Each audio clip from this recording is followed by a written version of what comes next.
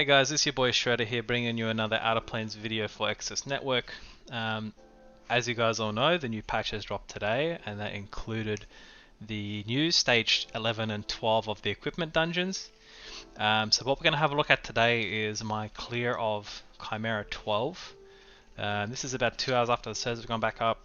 I'm going to show you the units I used and their stats, and then we're going to watch a bit of footage of my clear and have a talk about it. So, units I use, first one, Valentine. I've got on 300 speed. All my units are using the crit chain accessories at the moment. So 300 speed, some attack, some crit damage. That's essentially all for Valentine. I'm using Eternal as well. Again, 200 speed, some crit damage, some attack. You know, honestly, the gear is pretty average. It's mostly green gear. We're using Tio, so she's 200 speed and HP. There's not really much else interesting going on with her. And the damage dealer we're using the new unit Air. I've just slapped my Noah gear on her, so she's at about 230 speed, 250 crit damage, and a decent amount of attack. So it's worth noting that for these new dungeons, and actually all of them since they've done this update, if you want to be able to use your skip tickets on it and order the content, you have to 3-star them. So they've got these new stars here, and so to 3-star it, you need to clear it within a certain amount of turns. And TLDR, this is going to be really challenging. So that's the team setup. You know, there are a lot of optimizations I could still make with my units and my gear. Chimera, one of her skills increases the crit chance of all enemies by 100% and reduces their crit damage by 100%. So basically all of your units have 100% crit chance all the time.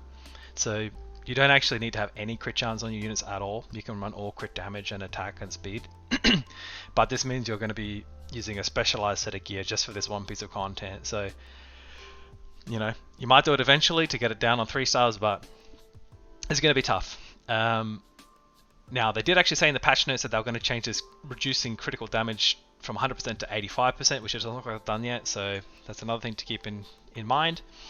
So, with all that said, we're going to watch some footage of my clear that I've just done a moment ago, and we're going to see, is the juice worth the squeeze with Chimera 12? So, full disclosure, it took me probably about an hour or so to manage to get a couple of clears on this. It took a little bit of time to refine the strategy and tweak my units a little bit. I did not want to completely go and overhaul their gear to the point that I was trying to work out which gear went back on which units afterwards. So there is a lot of gear optimizations to make. That being said, it's going to be extremely difficult to clear this in 25 turns to unlock the auto battle.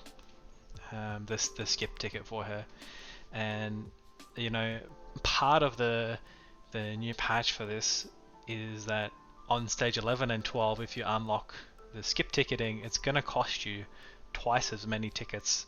So it's going to cost you 2 skip tickets to clear at one time.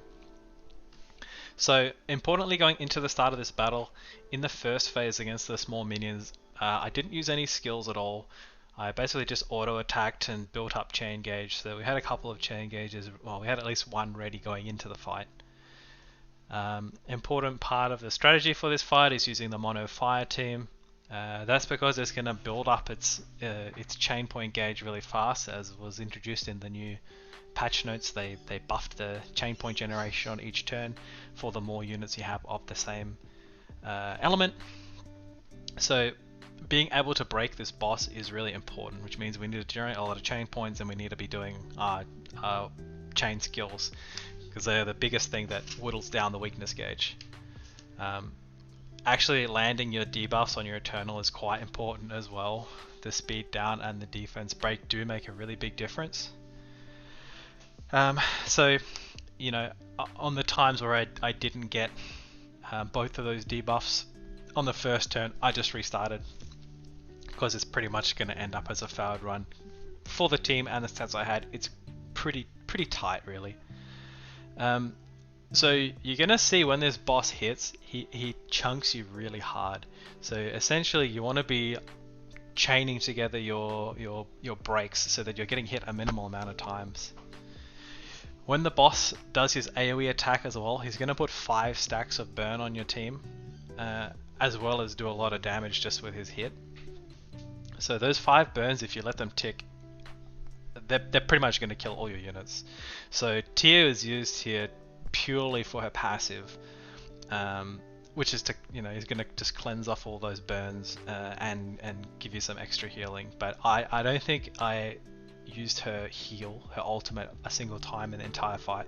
So she was just using the skill 1 and building up chain points and whittling down the weakness gauge.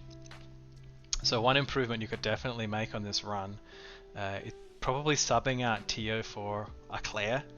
Claire's still going to give you the same sustainability, but she's going to have a lot more damage output to have. So that's one change you can make to the team composition.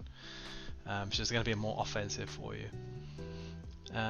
So the new unit Air, she functions quite well in here.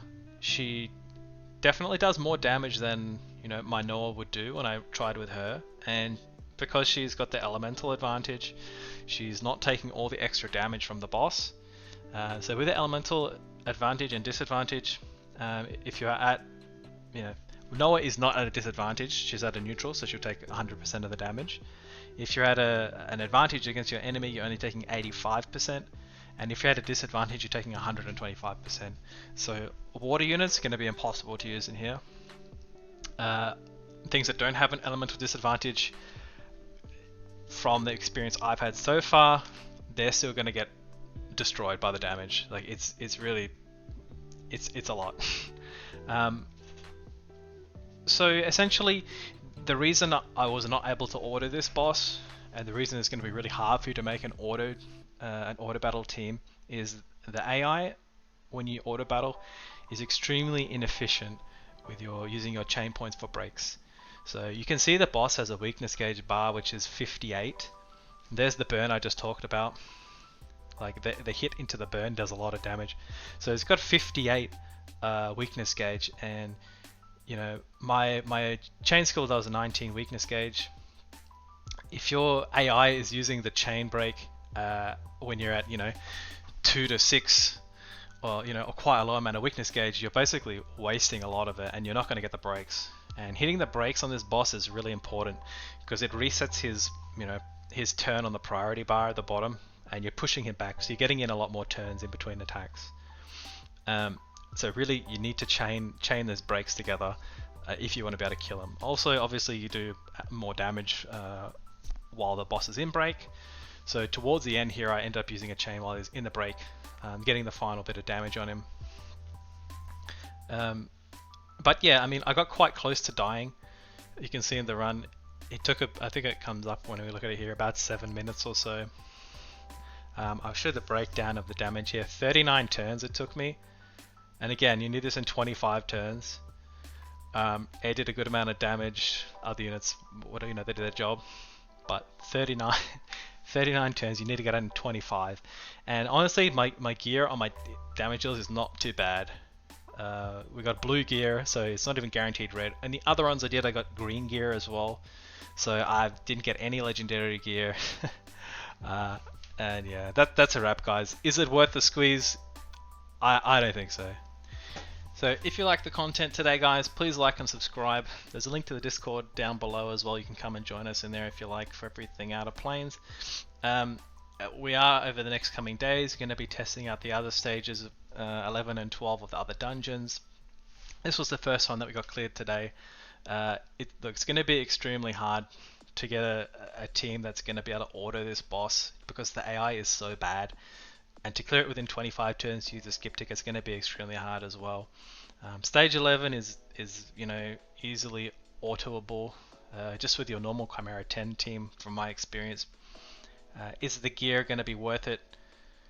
Questionable. I haven't done enough runs to see exactly how it pans out, but so far I've only seen green and blue gear come out of it, so it's probably not a humongous improvement. But time will tell. Alright, thanks guys. I'll see you next video.